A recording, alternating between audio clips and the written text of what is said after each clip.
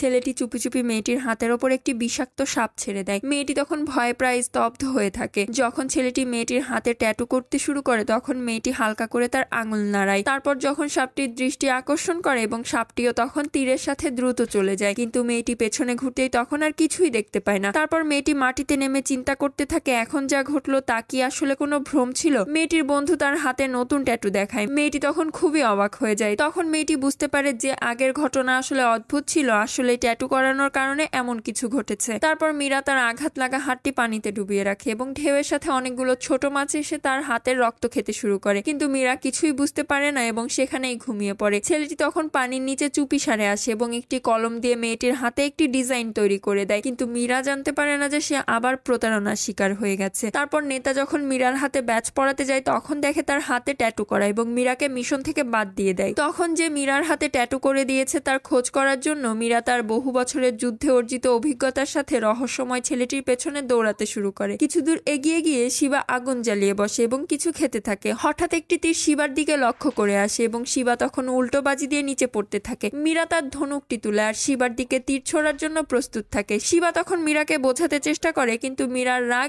এতটাই তীব্র থাকে যে সে কোনো সুযোগই দেয় না। পরের ভিডিওটি দেখার জন্য প্লিজ সাবস্ক্রাইব।